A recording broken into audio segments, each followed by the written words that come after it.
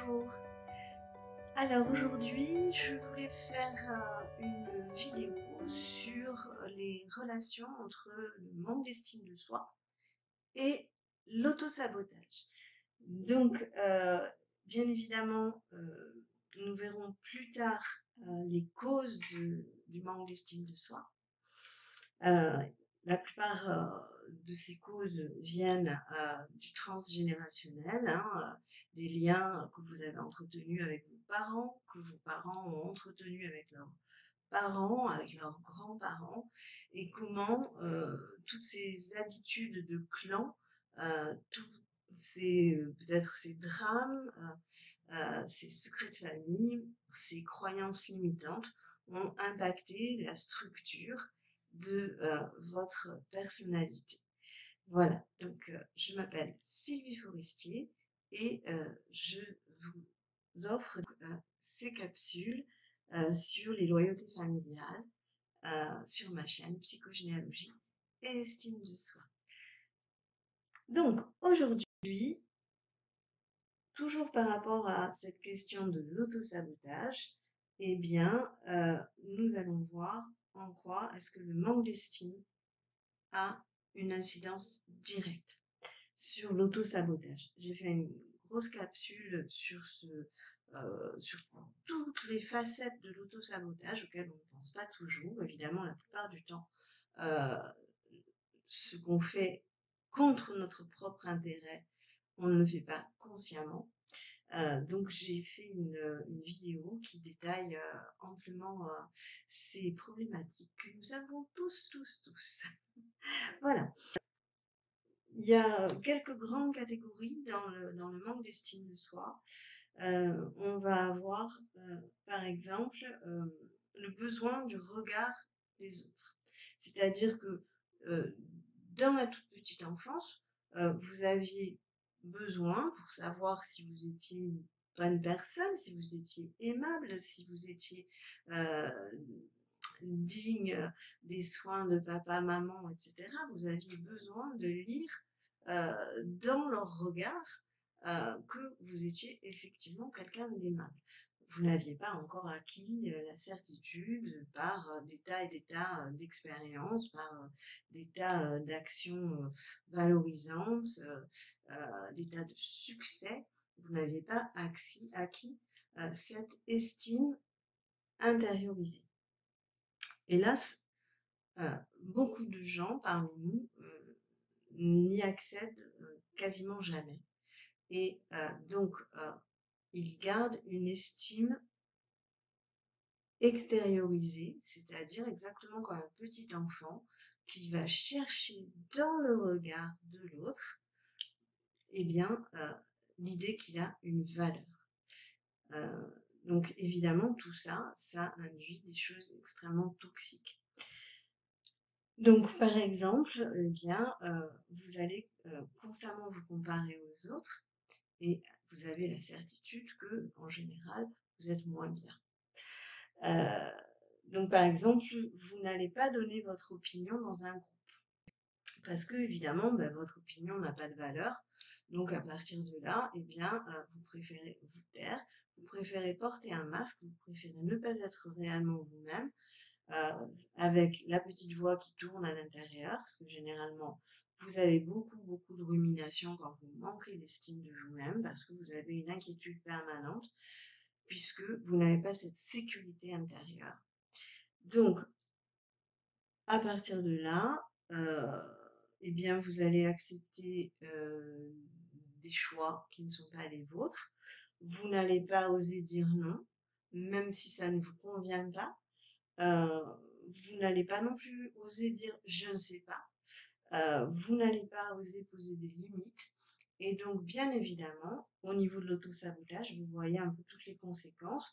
Vous allez avoir des gens qui vont profiter de vous. Vous allez être toujours peut-être en mode je me sacrifie pour autrui. Ça veut dire aussi que je n'écoute pas mes besoins. Et ça, en termes du manque d'estime de soi, c'est fondamental. Hein. Je n'écoute pas mes besoins, ça veut dire que éventuellement, je vais tomber malade parce que, eh bien, j'aurais écouté les besoins des autres et je n'aurais pas fait cas de mes émotions, de mes petits signaux d'alarme. Et à partir de là, eh bien, je vais m'user de frustration, en colère rentrée, d'épuisement, en burn-out éventuel, etc., etc. Donc ça, c'est véritablement une trace d'auto-sabotage. On ne s'écoute pas. J'estime que j'ai un mauvais jugement. Donc éventuellement, soit je vais avoir du mal à insister par rapport à des difficultés, ou au contraire, je vais avoir aussi du mal à renoncer si c'est trop dur. C'est-à-dire que comme je me dis, bah, finalement, je ne vaux pas grand-chose, je ne suis pas capable de toute façon, mais les autres y arriveraient. Donc je vais dépasser toujours mes limites. Donc je ne m'écoute pas, même quand c'est trop dur. J'ai du mal à comprendre qu'il vaut mieux renoncer, hein. Et par contre, vous avez l'autre effet, comme j'ai parfois peu d'estime dans mes capacités, j'ai peu de confiance dans ce que je suis capable de faire, je peux aussi ne pas insister quand il y a des difficultés qui viennent à moi.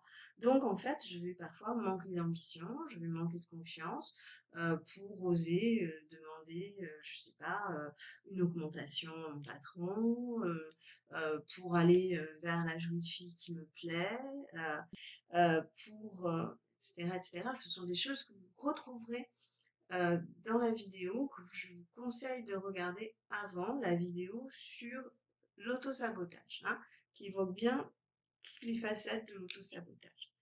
Vous ne vous acceptez pas avec vos défauts physiques ou vos défauts euh, psychologiques. Donc à partir de là, eh bien, ce manque d'estime, puisque vous ne vous acceptez pas, vous allez risquer d'aller vers des gens qui ont peu de valeur, on va dire, puisque vous avez peu de valeur aussi, hein, voire des gens qui vont vraiment carrément être nocifs. Quand quand vous trouvez que quelqu'un est séduisant, eh bien, surtout, surtout, vous n'y allez pas, parce que évidemment, un échec, un refus, un rejet, la peur de l'abandon, etc., etc., c'est quelque chose qui est absolument, absolument inenvisageable pour vous, qui est extrêmement douloureux, hein. Donc, à partir de là, eh bien, il y a une phrase que j'aime beaucoup de Jacques Salomé. Jacques Salomé, excusez-moi, j'ai du chat qui me griffe les culs. Voilà. Donc, je disais, Jacques Salomé, qui est le pape de la communication non violente, disait: quelqu'un qui ne s'estime pas va penser que la personne qui l'aime n'a pas de valeur. Les seules personnes euh, qui, euh, qui l'attireront seront des gens qui lui montreront du mépris, euh, qui lui montreront de l'agressivité, etc., etc. Bon, c'est pas exactement dit comme ça, je vous retrouverai la formule, d'ailleurs je vais vous la mettre ici. Mais ça vous dit bien à quel point le manque d'estime peut vous guider vers des personnes nocives. Voilà. Donc c'est pour ça aussi qu'on voit énormément de gens qui sont avec une problématique d'estime de soi et qui sont dans des problématiques avec des pervers narcissiques et avec du harcèlement au travail, etc. Voilà. Donc, vous n'avez pas intégré votre estime, elle est dépendante du regard des autres, hein, comme je disais tout à l'heure. Donc, si elle est dépendante du regard des autres, eh bien, donc vous allez aller vers,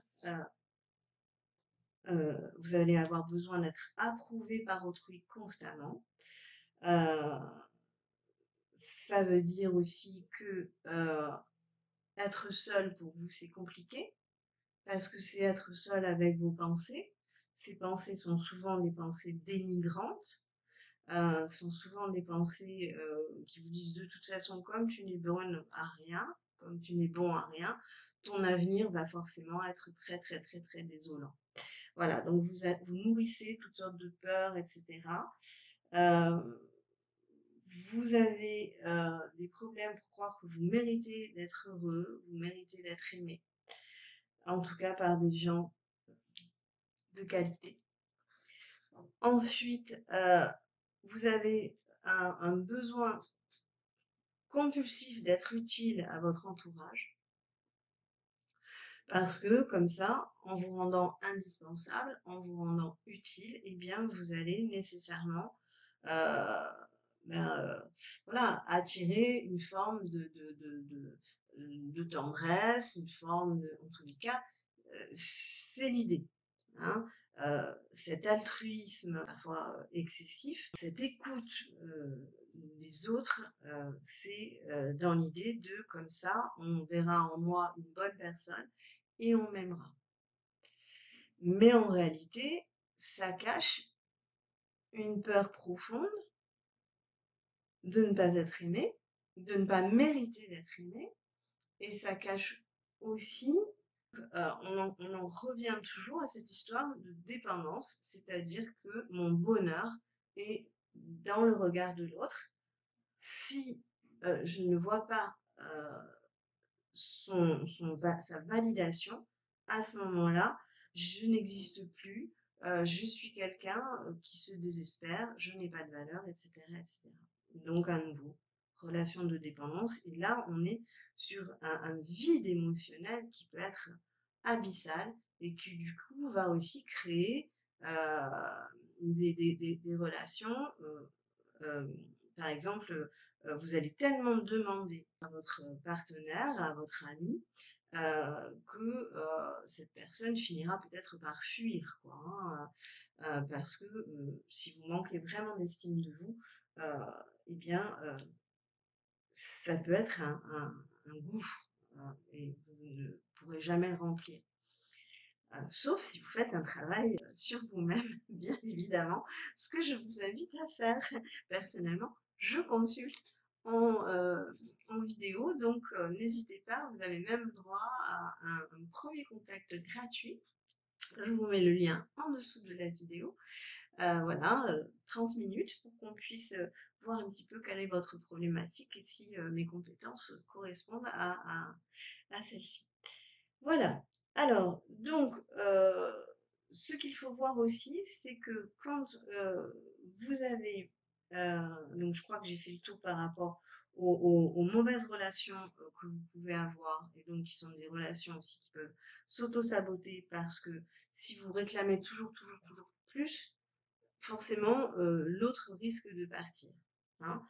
Ou si vous donnez, donnez, donnez toujours plus, encore une fois, vous allez vous épuiser, et puis il y a un moment peut-être aussi où vous allez exploser, parce qu'en donnant plus, vous attendez quelque chose en échange, hein. Vous espérez qu'on va vous donner ce que vous donnez.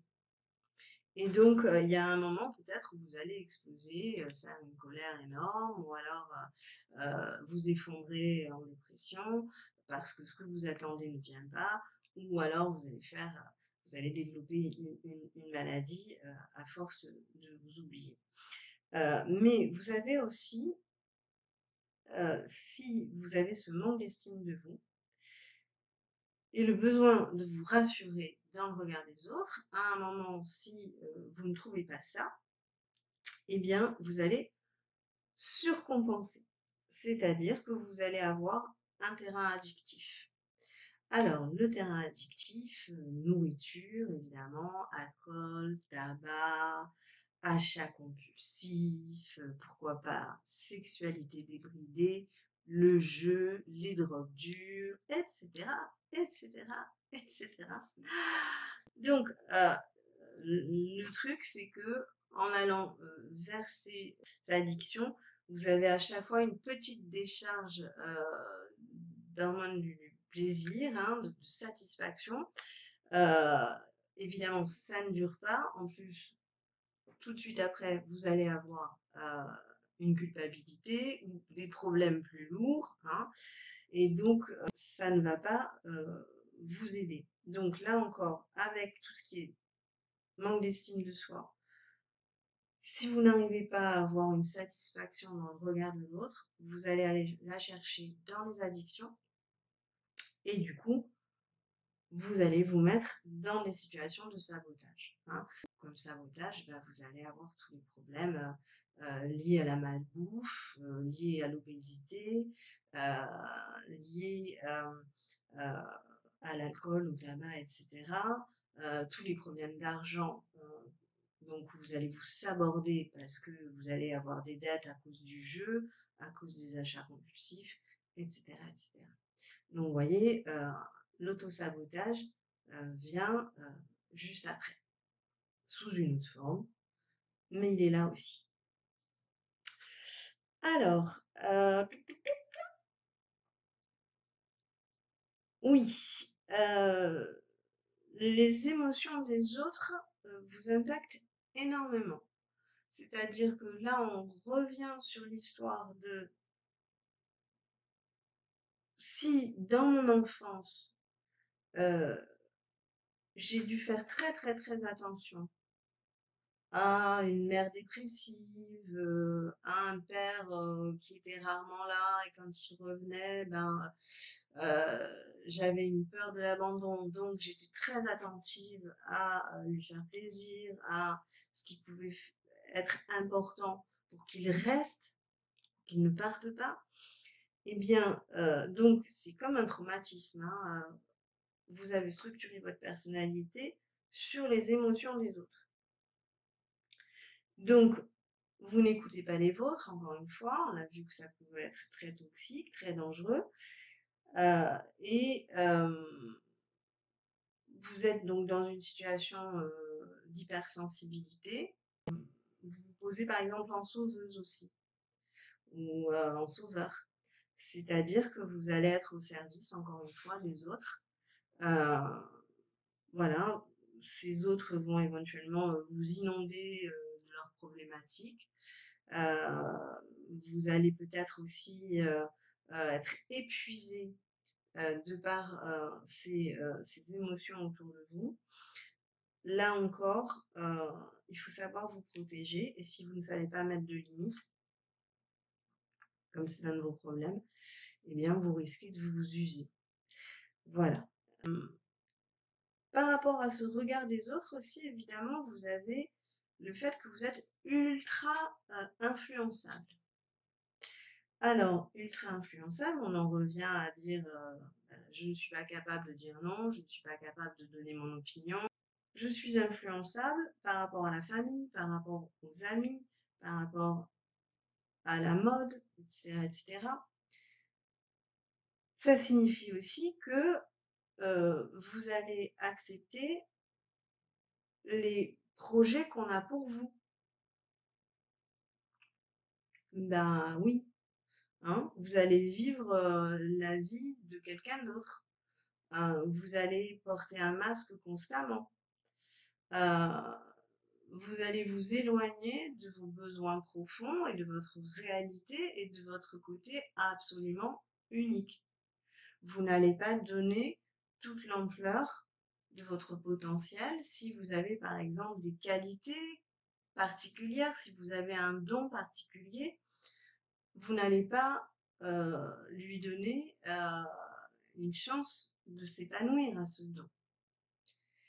Parce que ça n'arrangera pas votre mère qui veut à tout prix que vous soyez comptable, parce que dans votre famille, eh bien, on fait des études alors que vous auriez voulu être pâtissière, etc., etc. Donc, vous allez être extrêmement influençable. et ne pas savoir qui vous êtes réellement.